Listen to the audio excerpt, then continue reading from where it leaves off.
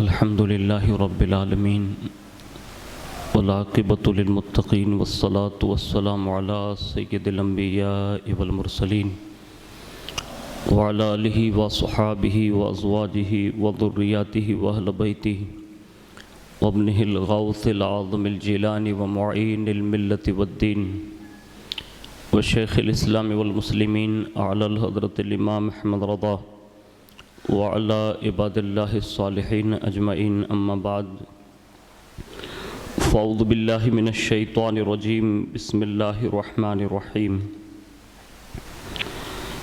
قل يا أهل الكتاب هل تنقمون منا إلا أن آمنا بالله وما أنزل إلينا وما أنزل من قبل وأن أكثرهم فاسقون وَأَنَّ أَكْثَرَكُمْ فَاسِقُونَ قُلْ هَلْ أُنَبِّئُكُمْ بِشَرٍّ مِّن ذَلِكَ مَثُوبَةً عِندَ اللَّهِ مَن لَّعَنَهُ اللَّهُ وَغَضِبَ عَلَيْهِ وَجَعَلَ مِنْهُمُ الْقِرَدَةَ وَالْخَنَازِيرَ وَعَبْدَ الطَّاغُوتِ أُولَٰئِكَ شَرٌّ مَّكَانًا وَأَضَلُّ عَن سَوَاءِ السَّبِيلِ وَأَضَلُّ عَن سَوَاءِ السَّبِيلِ صدق اللہ العظیم وصدق رسولہ النبی الامین المختار الکریم ونحن علی ذلک لمن الشاہدین والشاکرین والحمد للہ رب العالمین۔ آئیے سب سے پہلے مذہب اہل سنت والجماعت یعنی کہ مسلک اعلیٰ حضرت کے قدیم دستور کے مطابق ہم سب کے آقا و مولا حضور سراپا نور سیدنا محمد الرسول اللہ صلی اللہ تعالیٰ علیہ وآلہ وسلم کی بارگاہ پر نور میں جی لگا کر درود پاک کی نظریں پیش کر لیں۔ اللہم صلی علی سیدنا مولانا محمد معدن الجود والکرم وعلی آلہ وصحابہ وبارک وسلم صلاۃ والسلام علیک یا رسول اللہ صلی اللہ تعالیٰ علیہ وآلہ وسلم۔ نبی اور آل نبی پر ایک بار اور محبت سے جی لگا کر درود شریف پڑھ لیں۔ اللہم صلی علی سیدنا مولانا محمد معدن الجود والکرم وعلی آلہ وصحابہ وبارک وسلم صلاۃ والسلام علیک یا رسول اللہ صلی اللہ تعالیٰ علیہ وسلم۔ حصول برکت کے لیے ایک بار اور محبت سے جی لگا کر درود شریف پڑھ لیں۔ اللہم صلی علی سیدنا مولانا محمد معدن الجود والکرم وعلی آلہ وصحابہ وبارک وسلم صلاۃ والسلام علیک یا رسول اللہ صلی اللہ تعالیٰ علیہ وآلہ وسلم۔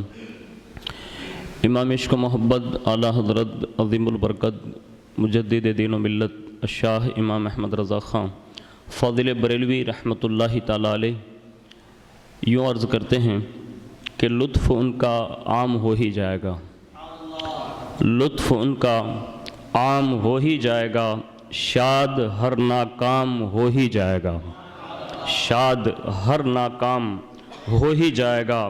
اور جان دے دو وعدہ دیدار پر، جان دے دو وعدہ دیدار پر، نقد اپنا دام ہو ہی جائے گا۔ اور کہتے ہیں شاد ہے فردوس یعنی ایک دن، شاد ہے فردوس یعنی ایک دن، قسمت خدام ہو ہی جائے گا، قسمت خدام ہو ہی جائے گا۔ اور یاد رہ جائیں گی یہ بے باکیاں، یاد رہ جائیں گی یہ بے باکیاں، نفس تو رام ہو ہی جائے گا۔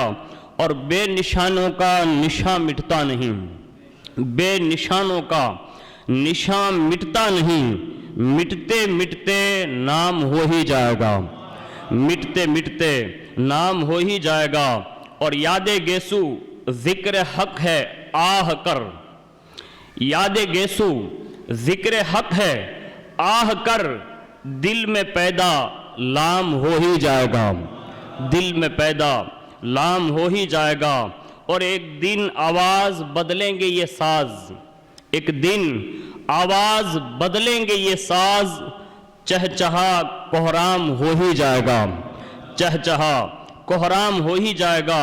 اور سائلو دامن سخی کا تھام لو، سائلو دامن سخی کا تھام لو، کچھ نہ کچھ انعام ہو ہی جائے گا، کچھ نہ کچھ انعام ہو ہی جائے گا۔ اور یاد ابرو کر کے تڑپو بلبلو، یاد ابرو کر کے تڑپو بلبلو، ٹکڑے ٹکڑے دام ہو ہی جائے گا۔ اور مفلسو ان کی گلی میں جا پڑو، مفلسو ان کی گلی میں جا پڑو، باغ خلد اکرام ہو ہی جائے گا، باغ خلد اکرام ہو ہی جائے گا۔ اور آگے بڑھ کر عرض کرتے ہیں غم تو ان کو بھول کر لپٹا ہے یوں، غم تو ان کو بھول کر لپٹا ہے یوں، جیسے اپنا کام ہو ہی جائے گا، جیسے اپنا کام ہو ہی جائے گا۔ اور عاقلو ان کی نظر سیدھی رہے، عاقلو ان کی نظر سیدھی رہے، بوروں کا بھی کام ہو ہی جائے گا، بوروں کا بھی کام ہو ہی جائے گا۔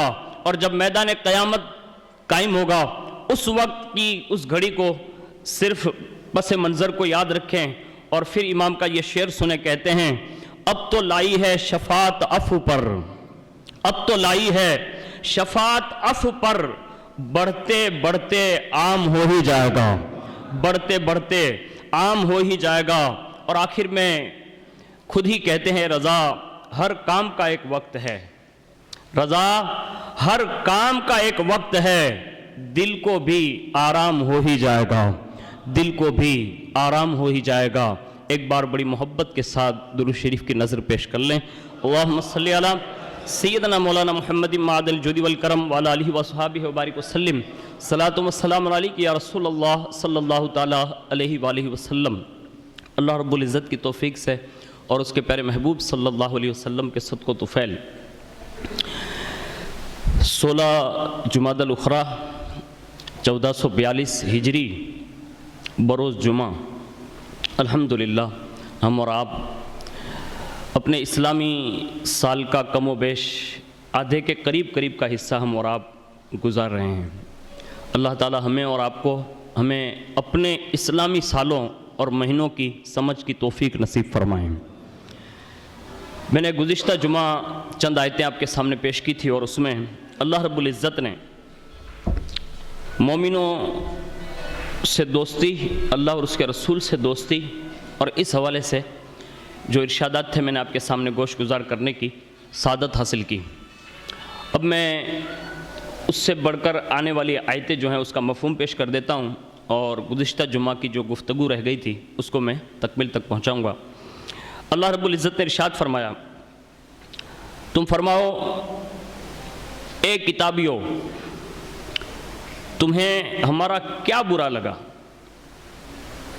یہی نا کہ ہم ایمان لائے اللہ پر اور اس پر جو ہماری طرف اترا اور اس پر جو پہلے اترا، اور یہ کہ تم میں اکثر بے حکم ہیں۔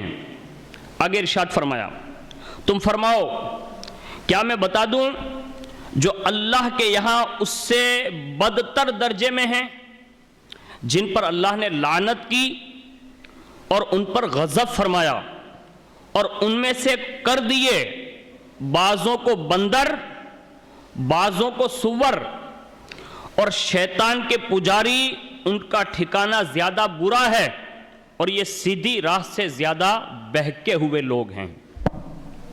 یہ دونوں آیتیں حضور صلی اللہ علیہ وسلم کے ظاہری دور میں یہودیوں اور نصارہ جنہوں نے یہ سوالات کیے تھے اس کے جواب میں یہ آیتیں نازل کی گئی، اور ان کو سراسر ان کے عذاب سے بھی آگاہ کر دیا گیا، اور ان کا جو پس منظر تھا، ان کا جو سوال تھا، اس سے بھی روز روشن کی طرح واضح اور بے روک ٹوک جواب دیا گیا۔ ہمیں اور آپ کو اس بات کی تنبیہ ہونی چاہیے کہ الحمدللہ اللہ رب العزت نے حضور صلی اللہ علیہ وسلم کو جو اس فرش گیتی پر بھیجا تو حضور خاتم النبیین بن کر تشریف لائے۔ اب حضور کے بعد کوئی بھی پیغمبر اس فرش گیتی پر مائکہ لال بن کر نہیں آ سکتا۔ یہ قرآن کا نص قطعی کا فیصلہ ہے، اس سے کوئی مطلب توڑ نہیں سکتا، یہ بہت مضبوط دلیل ہے ہمارے پاس۔ حضور آخری نبی ہیں۔ دوسرا، 4 پیغمبر حضرت عیسیٰ علیہ السلام، حضرت الیاس علیہ السلام، حضرت ادریس علیہ السلام اور حضرت خضر علیہ السلام، یہ 4 پیغمبر جو اس وقت بھی باقید حیات ہیں۔ حضرت ادریس علیہ السلام جنت میں ہیں، الیاس علیہ السلام بھی باقید حیات ہیں، حضرت خضر علیہ السلام بھی ہیں، اور چوتھے آسمان پر حضرت عیسیٰ علیہ السلام ہیں۔ لیکن جب حضرت خضر ہو، چاہے حضرت عیسیٰ ہو، چاہے وہ کوئی بھی پیغمبر ہو، وہ بھی اگر کسی دور میں ورود کریں گے، یعنی وہ تشریف لائیں گے، تو پھر وہ اپنی نبوت کا پرچار نہیں کریں گے، وہ بھی یہی نعرہ بلند کریں گے، تاجدار ختم نبوت، یعنی یہ حضور کا نعرہ ہوگا۔ یعنی پیغمبروں کو بھی یہ حکم ہے۔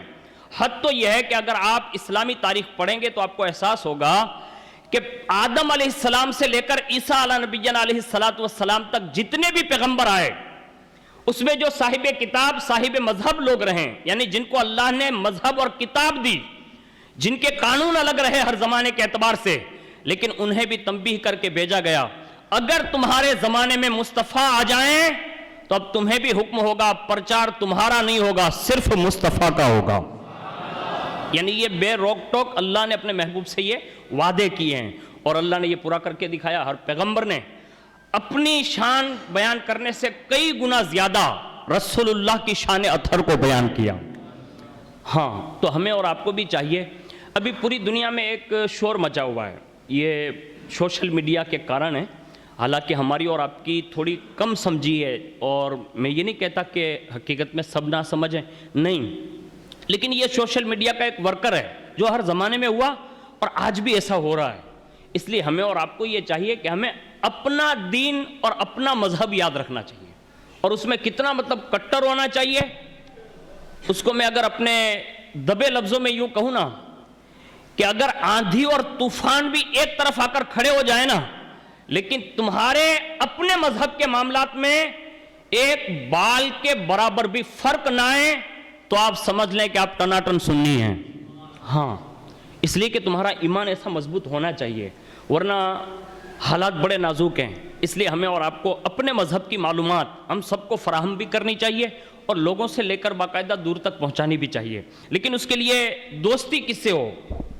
آج ہمارے یہاں حالات یہ ہے کہ ہم ہر کس و ناکس کو دوست بنا بیٹھے ہیں، اور اس کا نقصان یہ ہوا کہ ہمیں احساس ہی نہیں رہا کہ ہمارا مذہب کیا ہے۔ میں نے ابھی ایک چھوٹے سے بچے سے پوچھا، آج ہی پوچھا، میں نے کہا بیٹا بتاؤ سن ہجری کتنی ہے؟ آج ہی پوچھا۔ اگر میں آپ سے پوچھ لوں تو ہو سکتا ہے ابھی آپ نے سن لیا، ہو سکتا ہے یاد رہ گیا ہو، لیکن اتنا جلدی ہمیں نہ اپنے مہینے کی تاریخ یاد رہتی ہے، صحیح بتا رہا ہوں کہ غلط بتا رہا ہوں، نہ ہمیں اپنا سن یاد رہتا ہے، حالانکہ یہ کوئی فرض واجب نہیں ہے، لیکن کم از کم اتنا تو یاد رکھو کہ دوسروں کی ہوائیں تھپیڑے مار کر تمہیں کہیں اپنی تاریخ مسخ نہ کروا دیں۔ یہ ہمارا مزاج ہونا چاہیے۔ الحمدللہ ہمارا جو سن ہجری ہے نا، وہ محرم سے شروع ہوتا ہے۔ کہاں سے شروع ہوتا ہے؟ زور سے۔ ہمارا سال جو ہے وہ کہاں سے شروع ہوتا ہے؟ محرم سے۔ ختم کہاں ہوتا ہے؟ ذی الحجہ پر۔ اور دونوں مہینے قربانی کے ہیں، دونوں مہینے قربانی کے ہیں۔ اب قربانی دینے والا کبھی مسکراتا ہے؟ بولو بھائی، کبھی مسکراتا ہے؟ آپ منع کر رہے ہیں، تو جب پاڈا آپ ذبح کرتے ہیں تو کیا روتے ہیں آپ؟ کیا کرتے ہوتے ہیں؟ دعا کر رہے ہوتے ہیں کہ اللہ قبول کر لیں۔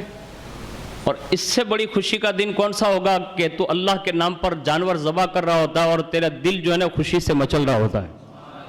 یعنی یہی ہماری خوشیاں ہیں۔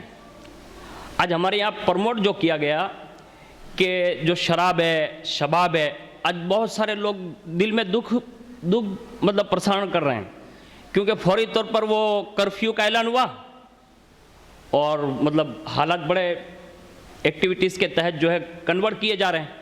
اب لوگ بڑی تیزی کے ساتھ مایوس ہو گئے کہ یہ ہم سے نہیں ہو سکا۔ میں نے آج کا اخبار پڑھا، آپ نے بھی پڑھا ہوگا، کم از کم 100 کے قریب لوگوں کو دلواڑے پر پکڑ لیا گیا شراب کی حالت میں، اور ابھی میرے خیال سے اونا قید خانے میں لائے تھے یا کہاں چھوڑ دیا، اللہ بہتر جانے۔ یعنی حالات یہ بنے ہوئے ہیں کہ اگر ہم دوسرے مذاہب کی طرف اگر رجحان رکھیں گے تو ہماری قوم شراب کی طرف مائل ہو سکتی ہے۔ اس لیے ہمیں اپنا دین اگر سجایا جائے نا، اپنے دین کے پرموٹ پر اگر ابھارا جائے، تو آپ یقین رکھیں محرم کے بیانات آج پوری کائنات میں مشہور ہے۔ یعنی 10 دن جو امام عالی مقام کا جو واقعہ پیش کیا جاتا ہے، وہ ہر سال آ کر نئی زندگی دیتا ہے، اور جب بھی ذی الحجہ شریف آتا ہے تو ہم جانوروں کو قربان کر کے لوگوں کو یہ پیغام دینا چاہتے ہیں کہ ہم اپنے رب اور اپنے نبی کے فرمان پر صرف جانور ذبح کرنا نہیں جانتے. ہمارا دین جو محرم کی 10 تاریخیں دیتا ہے وہ جانور ذبح کر کے نہیں، علی اکبر جیسا جوان قربان کر کے پیغام دیتا ہے کہ اسلام کو ضرورت پڑتی ہے تو امام حسین اپنا جوان بیٹا بھی دے سکتا ہے. ہم یہ جذبات کے قائل لوگ ہیں، ہم یہ ڈسکو ڈانس والے لوگوں کے قائل نہیں ہیں. ہمارا مزاج یہ ہونا چاہیے. ہمارے یہاں قربانیاں یہی سب سے بڑی خوشی کے دن ہیں. ہاں، امام حسین کے لشکر میں سے 72 نفوس قدسیہ، اس میں سے کسی نے یہ نہیں کہا کہ میں میدان میں نہیں جاؤں گا. کہا نہیں کہا. اور جہاں حضرت ابراہیم علیہ السلام نے اپنے بیٹے اسماعیل علیہ السلام سے کہا بیٹا میں نے یہ خواب دیکھا ہے. کیا دیکھا؟ خواب دیکھا ہے کہ میں تمہیں ذبح کر رہا ہوں، کیا خیال ہے تمہارا؟ واہ بیٹا بھی تو کتنا سونا تھا. فوراً عرض کیا بابا آپ کو جو حکم ملا ہے وہ آپ کریں، انشاءاللہ مجھے صابروں میں سے پائیں گے. یہ ہمارا مذہب ہے، یہ ہمارا دین ہے، اور یہی ہمارے سال کی ابتدا اور انتہا ہے. اسی پر میں دوستی جو ہے نا اسے کہتے ہیں کہ جس سے آدمی پہچانا جاتا ہے.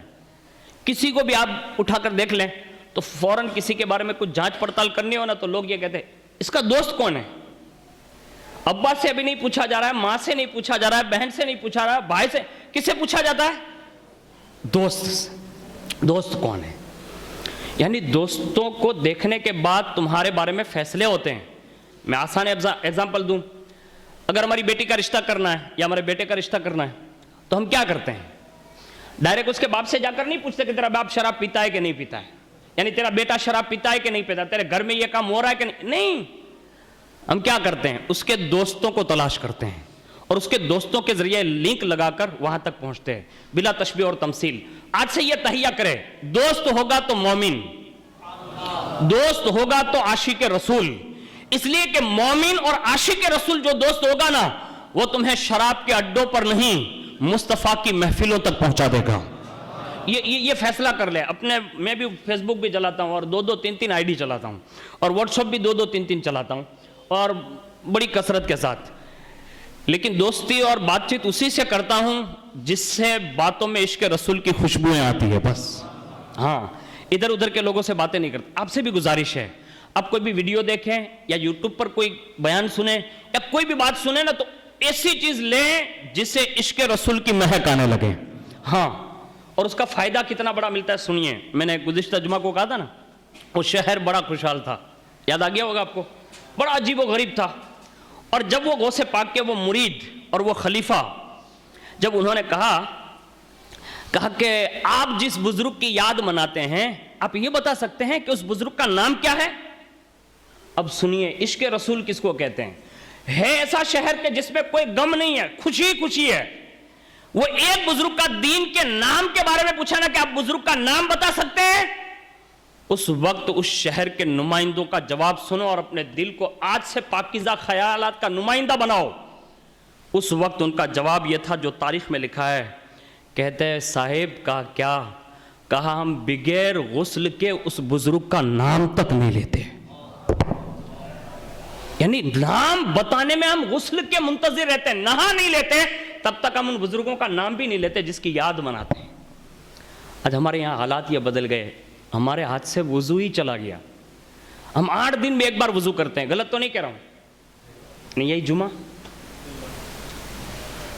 8 دن میں ایک بار وضو. آپ تھوڑا غور تو کیجئے. ہمارے یہاں ایک بزرگ گزرے حضرت محمود غزنوی رحمۃ اللہ تعالیٰ علیہ، نام سنا ہوگا. یہ زمانے کے وہ عظیم بزرگ ہیں. ان کا ایک خادم تھا جس کا نام محمد حسن تھا. انہوں نے ایک بار جو ہے رات کے وقت اپنے حجرے سے آواز دی، حسن. اس وقت باہر دیش سے کوئی نمائندہ آیا ہوا تھا، یعنی سفیر جس کو بولتے ہیں. اس نے دیکھا خیمے میں سے کہ جیسے محمد حسن کا نام مطلب حسن لیا بس وہ جلدی سے اٹھا، کچھ پوچھا نہیں، بادشاہ سے ڈائریکٹ گیا نہیں کہ لبے کہ نہیں، جلدی سے اٹھا. اس نے ایک لوٹا لیا اور لوٹا لے کر خیمے کی طرف دوڑ گیا، یعنی بادشاہ کے حجرے میں چلا گیا. وہ بھی حیران تھا وہ باہر کا سفیر کہ یہ کیا ہوا.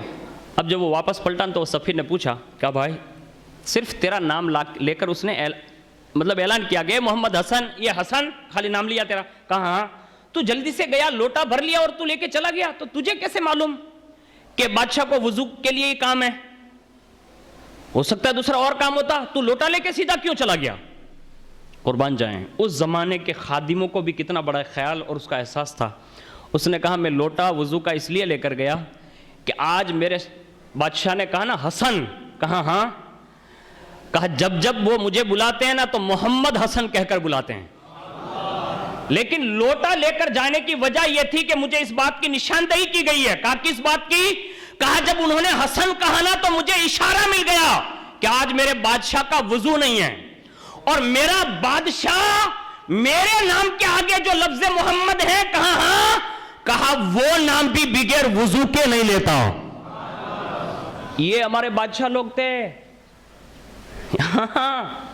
تو بڑھنا گڑا درگاہ گراؤنڈ میں بیٹھا ہے بے وجو تو مارا کہلتی ہے اللہ ماشاءاللہ نے مارا کہلتی ناوا دھوانو ہی مسئلو ہے جو اوبا کریں کیدو ہے کہل تو مسجد میں مغرب نہیں اجان تھی کہ ہوں نہ ہلو نہ تھی تو حضرت چانا گراؤنڈ میں ہوں کم بیٹھو تو بھائی. یہ حالات ہیں ہمارے یہاں. جنازے پڑھانے والے یا پڑھنے والے جتنے بھی لوگ آتے ہیں نا، ایک قطار بیٹھ جاتی ہے شہر خاموشہ کے اندر. ابھی تو وہ پاٹلے ڈال دیے نا بھائی، یہاں کے جو لوگ بڑے بڑے لوگ ہیں وہ پاٹلے ڈلوا رہے کہ بیٹھو، یہ مسلمانوں کو کھڑا نہیں ہونے دینا ہے. تو بٹھایا جا رہا ہے، قبرستان میں بھی بٹھایا جا رہا ہے، اور اس میں سب سفید کپڑے والے بیٹھا تھا. اجی تو وار چھنے، اجی تو وار. ارے تو ہمارے جنازہ پڑھنے آیا، کفن دفن کے لیے آیا کہ خالی بیٹھنے کے لیے آیا؟ تو باغیچے میں چلا جانا بھائی، 5 روپے کی ٹکٹ دے کے وہیں بیٹھنا. یہاں کیوں آیا؟ یہاں تجھے اس لیے لایا گیا تاکہ تو قبروں کو دیکھ کر تو اپنی قبر کی فکر کر لیں. بیٹھنے کے لیے نہیں لے جایا جاتا کسی کو. لیکن دوستی ایسی رہی نا، اس لیے ہمیں یہ خیال نہیں رہا. غوث پاک رضی اللہ تعالیٰ عنہ کے مرید نے جب یہ سنا نا تو اس نے کہا ٹھیک ہے میں بھی رک جاتا ہوں جو آپ کا دین ہے. اب انہوں نے کیا کیا؟ غوث پاک کے مخلص مرید اس شہر کے اس بڑے کے پاس پہنچے جن بزرگ کے نام سے شہر کے لوگ روزہ رکھتے تھے اور حلوہ پکا کر جمعرات کو افطار کرتے تھے. ان بزرگ کا نام نامی اس میں گرامی اس بڑے سے پوچھا. وہ شخص بولا، کہا کہ آپ رکے ہیں، جو دن ہمارا باقی ہے نا؟ کہا ہاں. کہا وہ دن آنے دو، یعنی اس دن تک آپ یہاں انتظار کریں گے. کہا ٹھیک ہے. پھر وہ بدھ کا دن آیا اور شہر کے تمام لوگ تالاب پر جمع ہو گئے، اور وہ غوث پاک کے مرید بھی گئے وہاں تالاب پر غسل کیا. پھر شہر کے بڑے بڑے لوگ آ گئے، اور جب آ گئے نا تو بڑے بڑے شہر کے لوگوں کے پاس وہ بھی ادب سے بیٹھ گئے. منتظر رہے وہ اس بات کے کہ وعدے کے مطابق شہر کے جو پیشوا آئیں گے، بڑے آدمی جو بزرگ ہیں، وہ ان کا نام لیں گے. پھر کچھ دیر کے بعد شہر کے معزز شخص جو بہت ہی عمر لائق تھے ان کو بھی لایا گیا. وہ عمر لائق نے بھی غسل کیا، اور اس کے بعد حضور غوث پاک رضی اللہ تعالیٰ عنہ کے جو مرید اور خلیفہ آئے تھے ان کی طرف مخاطب ہوئے، اور اس کے بعد انہوں نے اپنی میز پر، یعنی جہاں ان کو بٹھایا گیا تھا، انہوں نے ایک کتاب نکالی. کیا نکالی؟ کتاب، جس پر سونے کا پانی چڑھا ہوا تھا. یعنی کتاب کے ورق جو تھے اس پر سونے کا پانی چڑھا ہوا تھا. وہ باادب بیٹھ کر اپنی جیب سے انہوں نے نکالی اور پہلے بڑے ادب سے اس کو اپنے سر پر رکھا، پھر آنکھوں سے لگایا، پھر کتاب کھول کر کہا جن بزرگ کے ہم عقیدت مند ہیں. کس سے کہا؟ وہ خلیفہ صاحب سے. کہا ہم جن بزرگ کے عقیدت مند ہیں، اگرچہ ان کے نام تو بہت ہے. وہ کتاب تو نکال لی انہوں نے. پھر یہ جملہ کہا ان کے نام تو بہت ہے، مگر سب سے باعظمت نام جو اس کتاب میں لکھا ہے وہ یہ ہے، غوث الثقلین، نور عین حسنین، محبوب سبحانی، قطب ربانی، غوث سمدانی، مقبول سبحانی، ابو محمد محی الدین عبد القادر جیلانی. ہم ان بزرگ کے نام کی یاد مناتے ہیں اور انہی کے نام کی عزت اور احترام کی خاطر تالاب میں غسل کرتے ہیں، اور انہی کے نام کا یہ حلوہ پکاتے ہیں، اور انہی کے اصحال ثواب کے لیے یہ روزہ بھی رکھتے ہیں. اب میں کوئی تبصرہ نہیں کرتا اور میں کسی پر تنقید نہیں کرتا. اللہ کی عزت کی قسم میرے دل میں یہ کبھی خیال گزرے گا بھی نہیں اور کبھی یہ سوچے بھی نہیں. حالات بڑے نازک ہیں. نام لینے میں اتنا بڑا انتظام ہے. آج جو لوگ جس چیز کو رسم بنا کر لوگ چل رہے ہیں نا، اس کو تھوڑا محتاط رہنا چاہیے، بچ جانا چاہیے. ہاں، اس لیے کہ یہ ساری چیزیں اتنی آسان نہیں ہیں جتنی لوگوں نے اس کو سمجھ کر رکھی ہے. حالانکہ یہ بہت بڑی چیز ہے جس کے نام لینے پر لوگ اس طرح کے لوگ تھے. غوث پاک کا ظاہری دور گزرا ہے جس میں لوگوں نے یہ بیان کیا ہے کہ بغیر وضو کا اگر کوئی نام لیتا تھا نا تو سر قلم ہو جاتا تھا، باقاعدہ گردن اتر جاتی تھی. آپ سمجھ رہے ہیں؟ یہ جلال غوثیت مآب ہے. آج ہمارے یہاں تو میرے ایک دوست ہے برکاتی سلسلے سے مرید ہے، آج بھی راجکوٹ میں ہے، وہ اپنی بھری مجلس میں بغیر داڑھی والے کو سلام بھی نہیں پڑھنے دیتے، نعت شریف بھی نہیں پڑھنے دیتے۔ میں نے کہا حضرت اتنی سختی؟ کہا جس کو رسول اللہ کی عظیم سنت کا پاس نہیں وہ نعت پڑھ کے کرے گا کیا؟ ظاہر سی بات ہے نا بھائی، یہ کوئی برکاتی کی سنت تو نہیں ہے نا، یہ کائنات میں جتنے انبیاء آئے یہ سب کی سنت مبارکہ ہے۔ ہاں یہ لہجے کے لوگ بھی آج بھی باقی ہے الحمدللہ، میں ان کی وہ نہیں کرتا، لیکن ایک ایگزامپل دینے کے لیے آپ کو سمجھانے کے لیے میں نے بات کہہ دی۔ آج بھی ہمارا سینہ عشق رسول کا ایسا ہی خزینہ بن کر رہنا چاہیے۔ ہاں فیض آج بھی جاری ہے، غوث پاک رضی اللہ تعالیٰ عنہ کا فیضان آج بھی جاری ہے۔ ہمارا اور آپ کا وقت ہو گیا ہے، ابھی آدھا واقعہ ہوا ہے، اب دعا کریں اللہ تعالیٰ ہمارے وقت میں برکت دے، انشاءاللہ آنے والی جمعہ کو اس کا پھر مکمل طور پر بیان ہوگا۔